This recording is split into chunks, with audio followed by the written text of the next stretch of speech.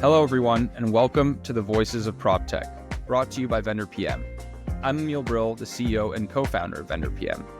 This podcast has been a long-standing vision of mine and our team, and so we wanted to create a platform to amplify the most influential voices in PropTech and hear their views on the state of the industry and their vision for the future. And so each month, I'll be chatting with an industry leader to bring you their unique insights and key perspectives on what makes or breaks success in PropTech. So tune in for lessons and takeaways from buyers, advice from founders, and expert opinions on how technology is revolutionizing real estate in 2025 and beyond. And so without further ado, let's dive right into the episode. Scott, I have had the pleasure of getting to know you as a professional and as a person over the years, and it has been a true pleasure and an honor. And I've learned quite a bit from that. And I've learned a lot about your journey. You've had quite the journey. And so whether it's for me or our audience, what is it that we need to understand about your life and your work experiences that give us a good understanding of the person and the professional that you are today? Okay, fair enough. Maybe a couple ground rules. If I start talking too much and using my hands, you have every right to cut me off and stop, because I'm very passionate. I get on I start cranking away and start rolling. But anyway, We'll hold you to it. Yep. So listen, I'm an outsider to real estate. And I think that gives me a certain level of objectivity in learning about how real estate uses or doesn't use technology. My background is a little bit interesting in the fact that, I'm a hands-on person because I learned something very early on when I was at UPS, when they put me on to drive a truck in New York City. And I learned if you learn the business by doing stuff, right? Getting involved, you understand what the customer's doing, understand what the user's doing. And then, I think my background is more about building technologies for brands, and which I did at Ralph and I did at Tory Burch, and then watching technology being the disruptor, watching technology grow over the last 20 years. And the amazing thing about it is, I've come out with this basic conviction that if you understand the data, you get closer to the customer. And that's when I had the opportunity to think about that and how I was thinking about the vision for Hudson Yards. So I'm a bit of an outsider. I think that objectivity about who the customer is critical. How you use data to understand your customer and accelerate the learning, right? If you understand your customer, you learn faster as an organization. And so that's where I become like a passionate person who loves coming into real estate, assessing it, figuring out where use cases can work or not work, helping founders develop and innovate, and then ultimately, bringing the next generation along. And that's who I am. That's what I love to do. And I'm already using my hands. So true to form, that's Scott Evans in a nutshell. It's a good nutshell. I have to say, though, I work with many real estate professionals and technology professionals every single day. And Scott, there's something profoundly unique about you and the way you do things. I don't know if that's obvious to you, but it is obvious to everybody else. And it's something incredible. It's a positive for sure. What do you think leads to that? What allows you to be unique and to stand out and be an outlier in the industry? I think part of it is perspective, right? And where's your passion? And part of it is, how do you think about the problems you're solving? If you've been an insider in real estate for 20 years, you've been kind of conformed into thinking a certain way. What's the art of the possible may or may not be accurate. If you're an outsider and you come in, you have a different vision. So I've always thought, even when I was thinking about how to build Hudson Yards and the product set to launch, was the end user was the actual end user. Maybe not the asset manager, but the end user. Because in this day and age, as technology is so pervasive in our society, everybody has amazing expectations. Every app that they're using has amazing UX. Every app that they're using is personalized. Every app that they're using is using or comporting to a degree the most recent technology stack that can be done. And real estate has not reached that digital potential. So I'm passionate about how do you bridge that gap? And I think it goes back to people have always taught me during my entire career. And there's a litany of mentors that I had that said, just keep going, take the chance, right? And if you notice my career, I moved almost every, aside from UPS, which was the formative years, I moved almost every 4 years to a new opportunity. But it wasn't a new opportunity. It was a new thing to go and try and figure out how to disrupt it, how to bring it to life, how to grow something in a fast-paced environment, which makes my my toe tap, so to speak. So I think the uniqueness is if we're focused on the right user, you can be passionate about it. If you think about who has brought you along and kind of your history, I think that gives you kind of the confidence and fortitude to take it on.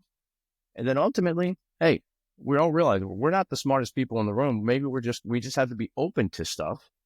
And many times the solutions will come from outside real estate and I seek those guys out every day. I like to see what's happening in the market because that's setting the expectation for the customer. And again, the end customer is the one that makes or breaks products. You said something that triggered a experience or a story that I had with you. So one more question about you as the person before we get into you as the technologist and everything in the real estate world. You said passion. And I remember the very first time that we had a face-to-face, it was at a CRE Tech conference, shout out to Beckerman. And you know, those tables where everyone's been doing those 15-minute meetings and this quick rotation and everything.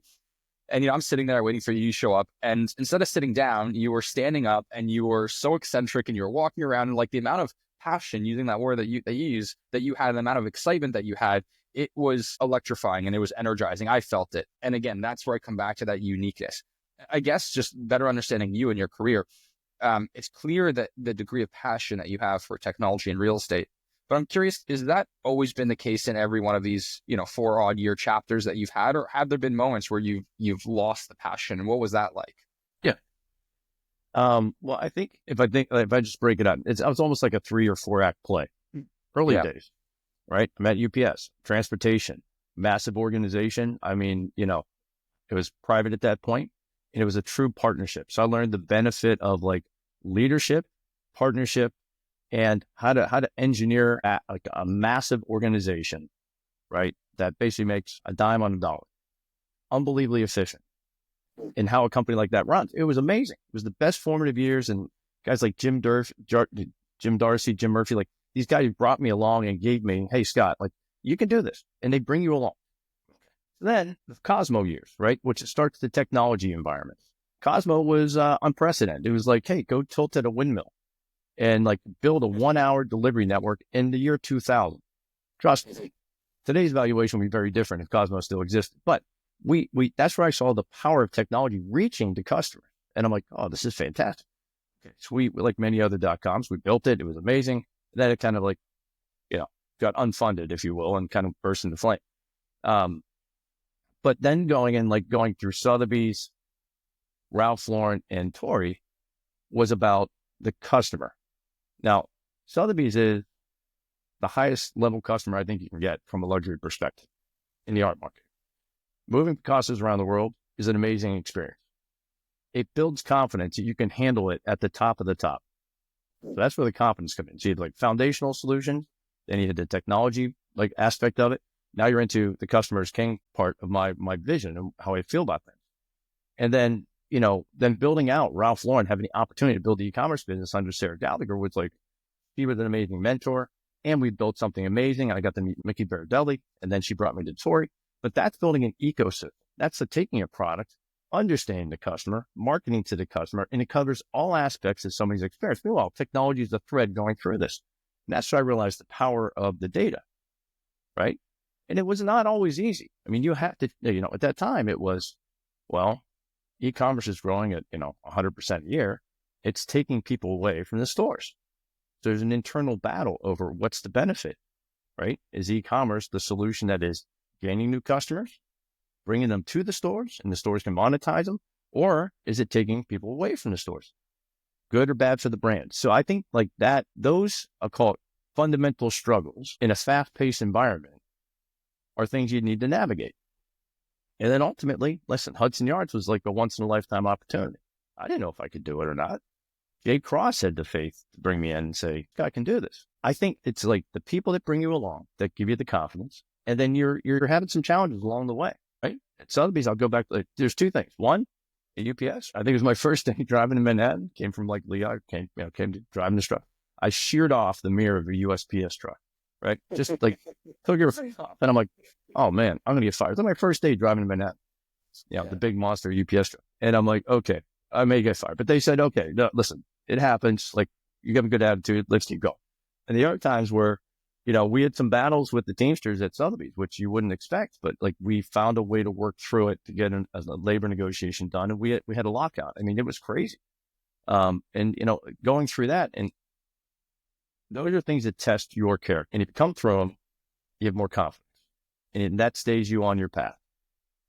So, I mean, those are the kind of things I've had to go through. I mean, it's a very different kind of career than most people have, but this is what makes me passionate, makes my toe tap, and I'm willing to take on the challenges. If I know you, which I believe I do, I would imagine that those moments, those challenges in particular, are actually what excite you and drive a lot of the passion that you have. But on the contrary, were there moments where you did actually feel defeated? And remember who our audience is, right? It's a lot of prop tech founders, a lot of real estate executives that are going through extreme highs and extreme lows. So were there moments where you genuinely felt defeated? You lost the excitement, you lost the passion, and what was that like? What did you do to get out of it? Yeah. Listen, I think it happens. Passion's an ebb and a flow, right? You're early, it's like you're passionate, it's going, it's great. And at some points, for me personally, the passion can waver when I call it like you're just mowing the grass. You're no longer building something, but you're just mowing the grass, and it becomes slightly mundane. And I know myself, I'm not the passionate, because I'm a builder, right? Which I think is probably what a lot of founders feel as well. Like, I'm building something, like we're on this like hockey stick. It's fast-paced growth. My gosh, there's this like amazing energy. And sometimes it happens where there's this kind of lull, and you're just maintaining. And it could be from a lack of capital funding. It could be a lack of the right kind of team. People are leaving the team. And that's where it starts to kind of like level off. And that's when I know, I sense it in myself. Listen, when I get up in the morning, my wife will tell me like, just relax. Cause I'm off and I'm flying. And thank God my wife is tolerant, right? You want to know where I get my passion from? My wife and my son. So let's just be really clear where it all starts. Yeah. But like, I know my toe's not tapping. I feel it. And that's when I start to say, okay, and it happened at a lot of companies. And sometimes that's where it's like, okay, I need to go find something new to go do, a new challenge, not a new Everest, but something new to go do. And it's happened. It happened at UPS, right? At the end of my career, I was like, okay, I need to go build something. I can't just sit in the corporate 500 company and just like run my entire career. Couldn't do it. Those are the things that happen where I become passionate. And then there's episodic solutions, right? Where you just sit there and like, oh crap. Like, listen, there's one time where we took down the entire site, right? The site went down during holiday. It's crushed. You prepare 6 months to get ready for holiday in e-commerce, and the site goes down. And you're just like, good Lord, like, how do you recover? What do you do? And it's such an affront to your own kind of confidence of like, did we do it right? What do we fail? Where to go? And then at the end of the day, you have to recover, but you got to keep focused and keep going. Yeah, I think that is key.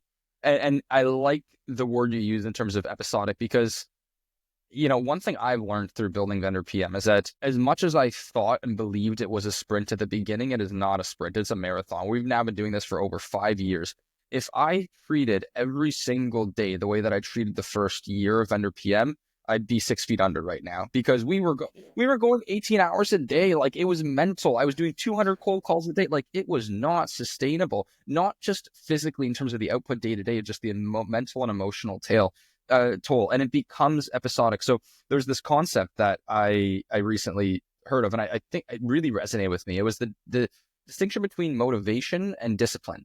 And that motivation isn't always going to be the driving force. It's not always going to be there. To your point, there's going to be episodes where it's up and down. But in those days or those moments where you've lost the motivation, the toes aren't tapping, whatever it might be, you rely on the discipline, because the discipline is what will be that consistent foundation that can get you back to that place. It's inevitable. You're going to go through ups and downs. Every incredible story has them.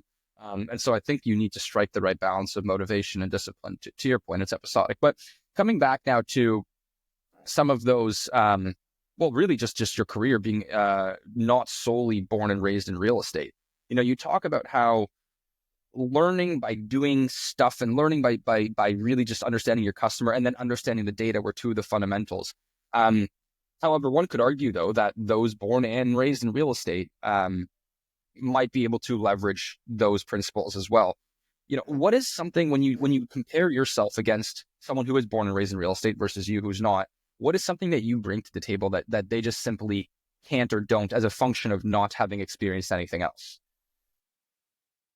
I talked about the perspective and how to think about what's happening. And I think what I bring into it is, or what I brought in was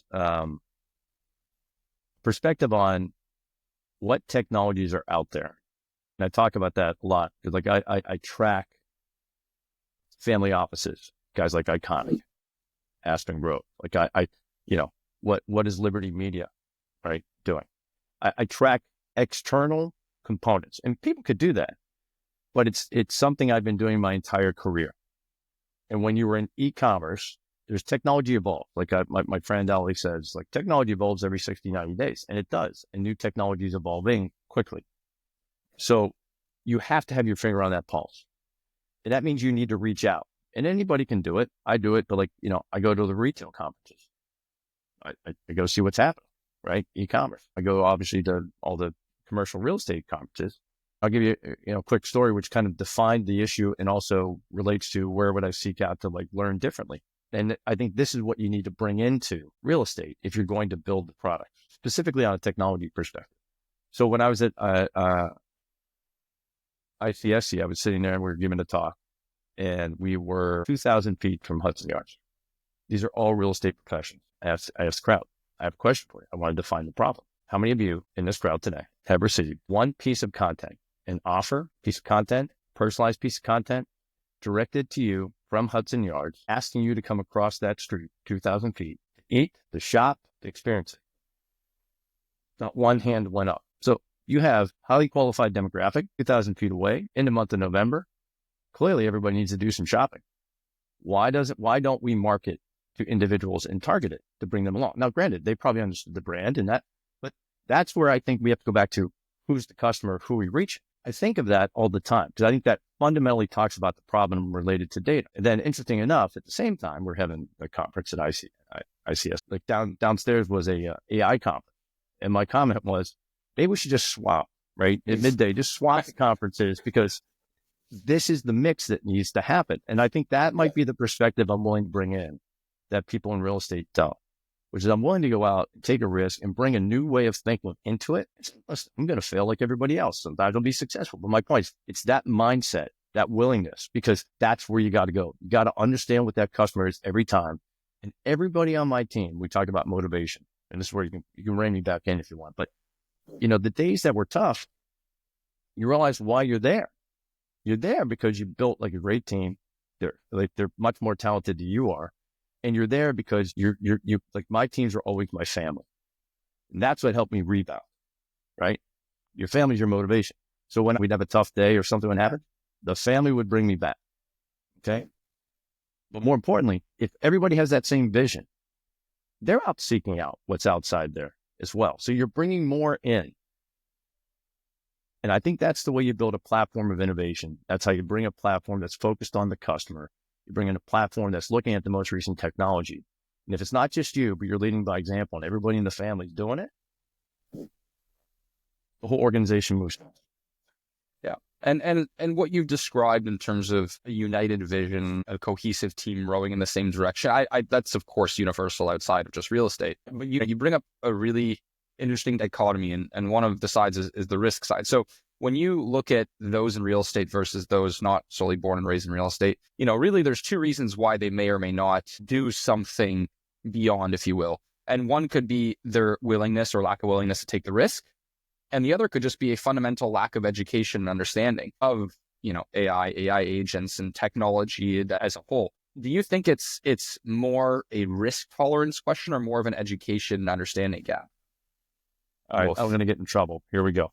I have a distinct theory on why real estate is not reaching its digital potential. It's a couple different parts. Part one is what side of the balance sheet is making the decision. Real estate is born on cost for the most part, right? Can I allocate this cost? What cost does it run? What's it work like? Most CIOs, and this may or may not be my theory, are former accountants converted to CIOs, right, or CTOs. And their job, their mission is don't wreck the ambulance. keep the costs low, right? So they're not investing capital as much as, or as quickly as they should into new technology. Their job is keep the lights on, make corporate applications go, and keep the costs low. That challenge right there is an inhibitor to investing in capital into emerging technologies in many cases.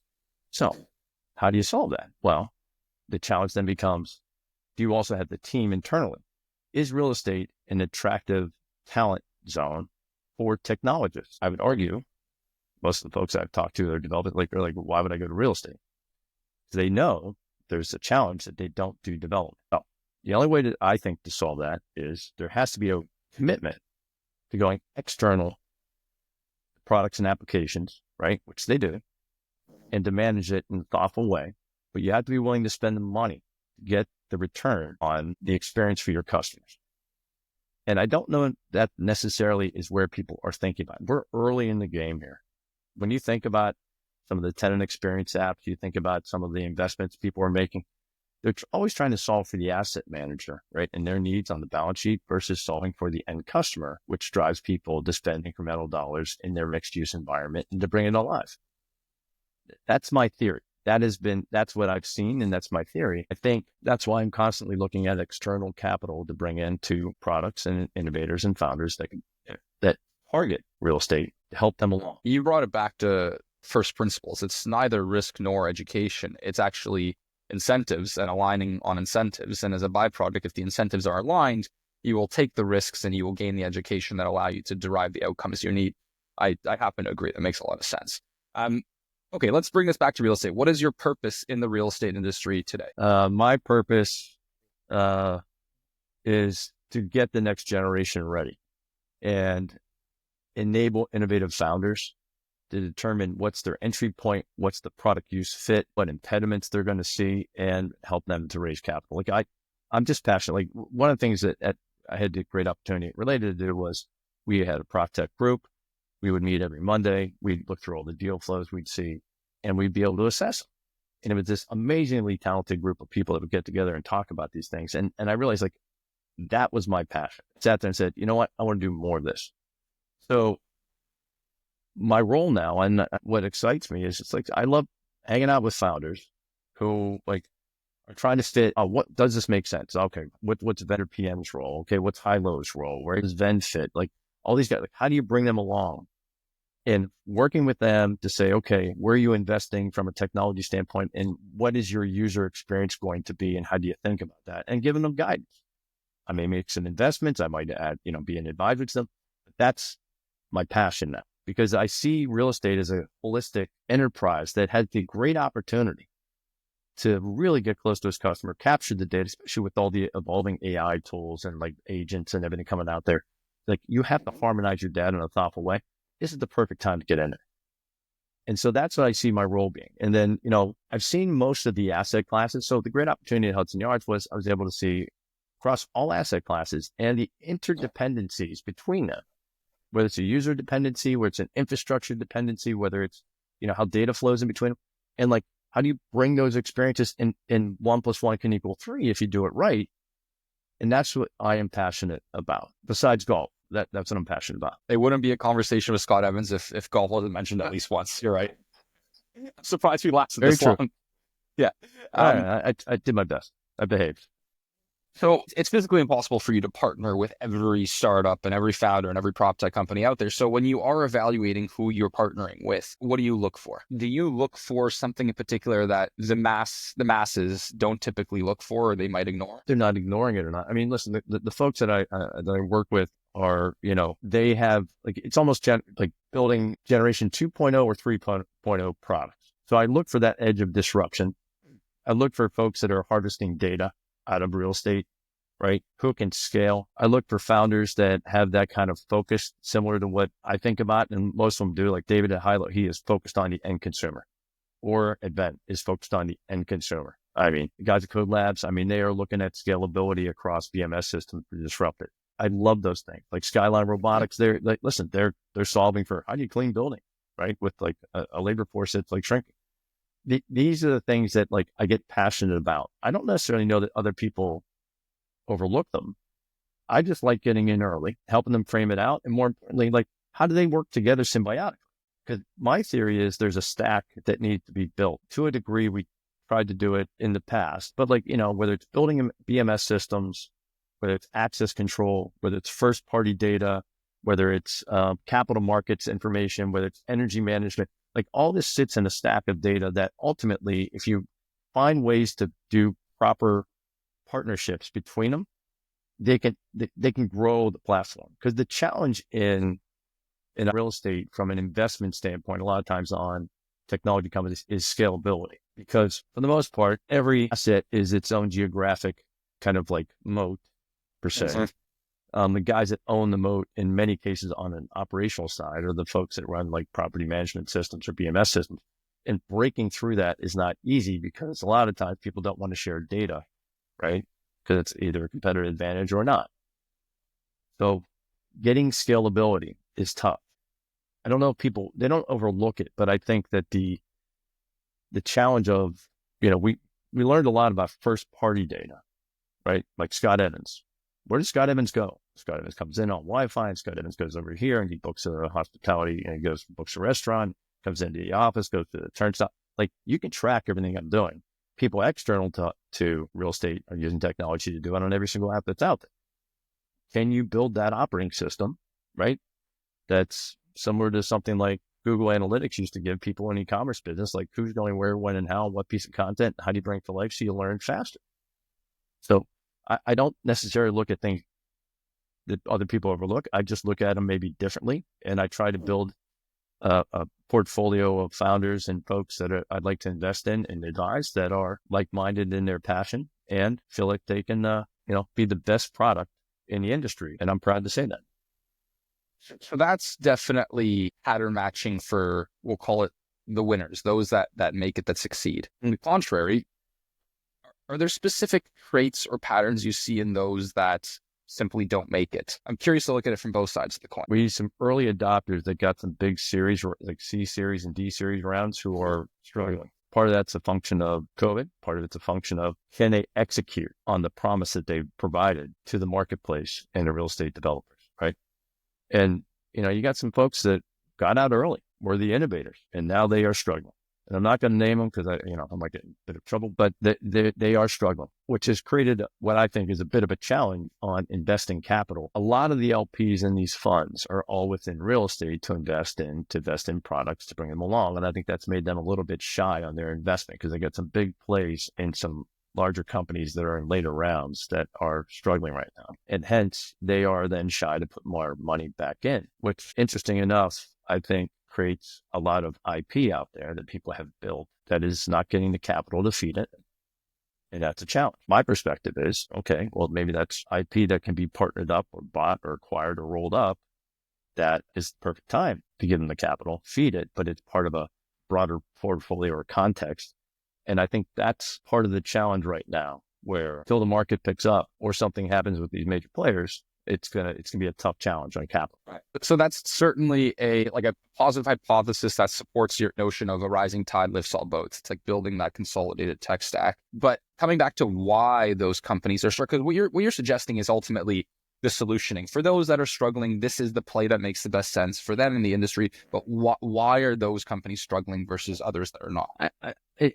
I come back to, who are they selling their product? Who's the product fit and the user they're going to? A lot of times they will spend too much time solving an issue for an asset manager, right? Doing a massive integration to solve an issue. Like, I don't know, like, I'm going to integrate with elevators. Well, good luck with that, right? Like, some asset manager may say, this is a wonderful thing. Like, I've done it. It's not an easy sport. Burn a bunch of time trying to do that. And whereas you should have been spending that time on building a better product to the direction of the end user, right? So you're solving for the wrong user. That's my theory, right? You solve for the asset manager versus the end consumer, depending upon what your product is. In some cases, you're trying to bite off more than you can chew. You're seeing a lot of companies out there that are like, hey, I'm in multifamily, or I'm in commercial, and I'm going to cut over. Tough sport to do. Yeah. They're focused on the person that's going to sign the contract, not the person that's going to use their product every single day. And ultimately that is a very short game. Absolutely. It's all about adoption. Agreed. I all about 1,000,000% agree with you. Yeah. And your UX has got to be this is maybe a major differentiator, and I'm sorry to cut you off, but like user experience, think about it. If you go on your phone, you got amazing apps on your phone that have user experience, which I call UX, that is just flawless, fluid, content, personalized, the whole thing. You go on a lot of these components related to like real estate apps, like the tenant experience, and all. Yeah. No, they're not. They underwhelm. And that's why you see adoption rates, which are just they're not going to allow it to grow and scale. It is shocking. I'm glad you brought that up. Listen, you know me quite well, and I like to think I'm relatively humble. However, when it comes to our UX, one of the first things that every single prospect and customer says is, I can't believe the UX is so easy to use, this and that. And candidly, I don't think it's anything. I think it's good. I don't think it's anything remarkable. But I guess when it's compared to what else exists in the market today, from a UI and a UX standpoint, it is. And that's shocking to me because the bar is so low on that front. And I think it's a byproduct of all the things that we talked about today already. Okay, so we're talking about PropTech founders and we're talking about PropTech companies. One more question on that front. What is something that you believe PropTech founders or PropTech leaders just simply don't understand or they do wrong, and that you wish you could just sort of like reach through the camera and be like, you need to understand this because you don't? Is there something, like a common pattern of something that PropTech founders and leaders are just missing or ignoring perhaps? Let me think about that for a second. So I would answer it maybe one way, which is the coming storm of new technology that is going to dramatically affect how they develop products and may make them slightly obsolete. Yeah. I asked every founder a couple questions, but one major one. What 2 or 3 data sets do you not have today that you would want to get that can enhance your addressable market or scalability dramatically? And you're not going to, you don't have it inside your current tech stack, but it's somebody you could partner with. It could be something you could acquire in a different trade. What are those 2 to 3? Because this is a data play. And so going back to what you're talking about, like things that people don't get, like I always say 2 things. 1, your UX, you have to be passionate about UX. Because if you're passionate about UX, the people actually using it, stickiness, adoption, and this is more on the operational side. Because a lot of times you might solve for the customer, but you're not solving for the customer who's really using it, who's in front of the customer. Good example, workflow tools in multifamily, right? Are you thinking about that associate who's sitting there, who's in front of the customer, solving their problem? Do they have great tools to do it? That's one. 2, what data are you getting? And then I always ask them, are you just solving for that asset, or are you solving for that community? Mm-hmm. If you sit there and say, oh, here's the amenities we have in our building, and this is fantastic, this one, great. What about the surrounding community? Are you bringing the microservices that people desire into your app? Because to me, that's the way you differentiate yourself and grab adoption.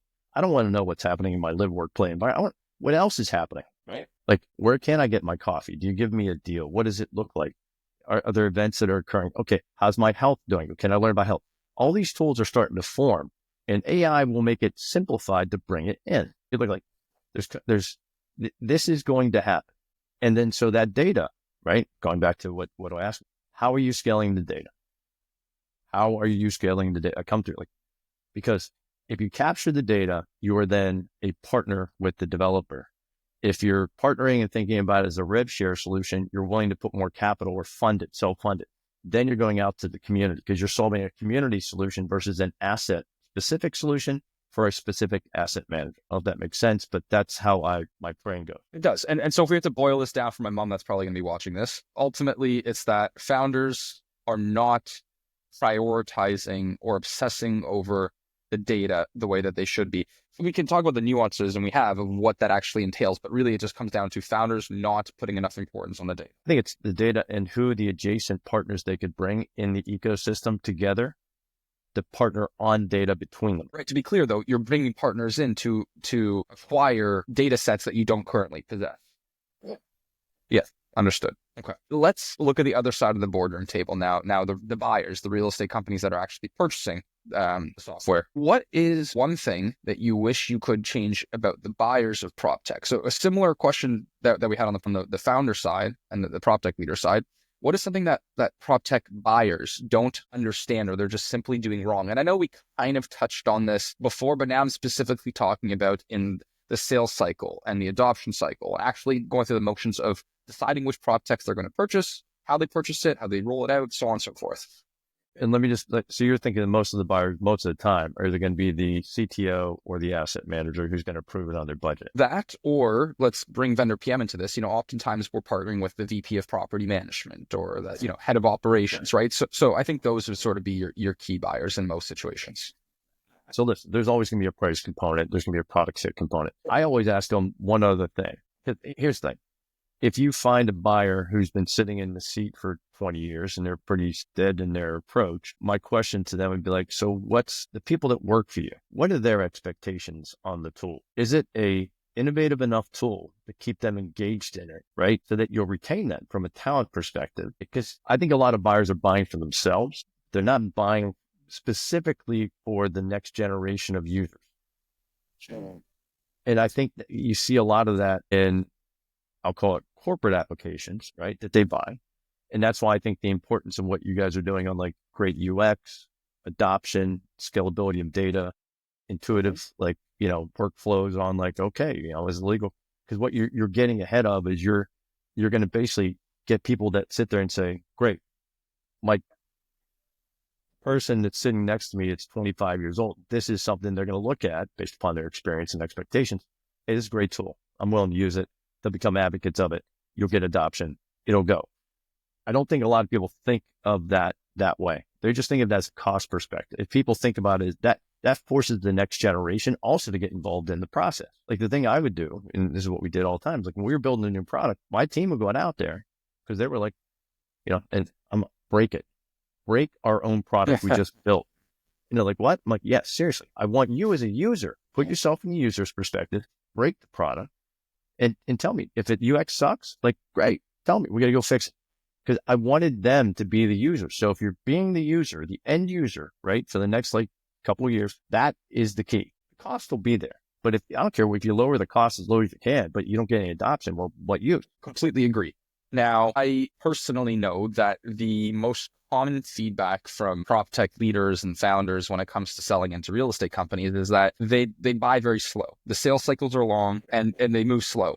So I can already hear the audience in terms of the prop tech companies listening to this and they're saying, Scott, you want to bring in more stakeholders into the buying process, into the sales process. It's only going to slow things down further. How would you respond to that? It is troubling, but true. It is a slow process, including all the legalities of it. Right. So I don't really know how to solve that. I mean, I know how I would frame it up, but listen, there is a long buying process. The only way if I put on my sales hat would be like, sell into the pain point of, I can reduce the turnover in your office. I can reduce the turnover of your associates. I can onboard the training time faster, right? Because it's a more intuitive component. And if they're involved in giving me kind of future roadmap solutions that make sense, they're more engaged in it. So hence you don't have to change it out every 2 to 3 years. So that might be in the cost equation, maybe those attributes, but I don't know how to, it's tough. Listen, that's why I do what I do. I try to help people say, here's who you need to be selling to. It may not be the asset manager. Maybe it's a different person. Like come at it from this direction because this person cares about brand. This person cares about cost. Let's figure out who in between that spectrum you need to get to. Yeah. I'll give my 2 cents on this as well, because there's actually a story where you and I cross over on this. And I think it's representative of where we've seen the most success. I think at the end of the day, you can never achieve the outcomes you need and move the deal along as fast as you want to with just one person. I think you need 2 fundamental stakeholders in the process. The first is ultimately somebody that can be a source of trust, if that makes sense. And what I mean by that is, let's use Related as the example where you were, of course. We were very grateful that you introduced us to somebody that wasn't the person that actually felt the pain, that wasn't the person that drove the sales process, but it came from somebody senior, and it came from, the introduction came from you being a trusted source. That's number one. And then number 2 is we were also then getting to the person that actually did feel the pain, that actually was responsible for driving the outcomes that VendorPM solves for. And so in combination with those 2 things, it wouldn't have just been enough to have one of those. We needed both. We needed that senior source where there was an introduction from somebody that's trustworthy, and at the same time, somebody that really feels that pain point. That drove a very quick process. Legal is a separate conversation, of course, but we won't get into that here. But the sales process was exponentially quicker because we had those 2 stakeholders working in tandem. So that's something that we've seen to be critical. Makes sense. Person understands the brand, person understands the cost and the pain. Yep. There's a poetic way to put it. Yeah, thank you. 2025, where's your focus? What are you doing? I'm grinding through and learning as much as I can about technological tools related to AI. I'm going through the Google training program. I'm understanding that in depth. I'm actually having a lot of conversations with a lot of like founders and how they're interpreting into their business model. Focused on getting companies that look at harvesting data, because if you don't have the data, you can't use any of these tools to a degree, or somebody on the outside will use these tools because it's out there. And I think there's such a plethora of new technology coming down the line here that in one respect, I'm immersing myself in that. I do a lot of work with Lehigh University and NYU, and I try to harmonize all that understanding because it's evolving quickly. You have to understand it. You have to understand how it's going to affect your portfolio companies. I'm looking at, probably making 5 investments this year in companies that are early starters in their specific categories that I'm trying to like work through. And then at the end of the day, I mentioned golf again. I try to get out. One of the things I try to do, and it is a goal, I try to get out and play golf with founders over 4 hours, because I think the theory is like, if you over 4 hours, you can find out a lot about a person. You can find out a lot about their business. And it's an open discussion out in nature with no technology, ironically. So those are kind of my goals. Makes sense. What didn't we cover? Is there anything important we missed that you could imagine our audience is going to want to hear about? For me personally, listen, I'm a simple person. I tell you what it is. I'm passionate about a lot of things. The only interesting anecdote I could tell you is I'm passionate about film because my son's a Columbia film major, and I've got 10 films to go in the AFI Top 100 to close them all out. So then I'll have seen every AFI Top 100 film. My only guidance to everybody is just find, people say find your passion, and I don't really, sometimes that's not accurate given the place where you are in your life at that point, but where you start is not where you're going to end, as long as you're willing to go on the journey. And I think that's the one thing I enjoy the most is the journey, and the people you work with, and the people you partner with, and people like yourself that you have discussions with. Like, that's the magic of life. So, maybe it is cinematic, bringing it all full circle, but that's truly what I enjoy. And that's why I set up TechTechGroup to kind of go through and meet great founders and help them along and just enjoy the journey. Scott, thank you for everything you do for the industry and for being a good friend and a mentor to me as well. Really appreciate the time today. It's a pleasure. Thank you for having me. Kind of fun. Let's do it again. We will. I will see you soon. Thanks, Scott.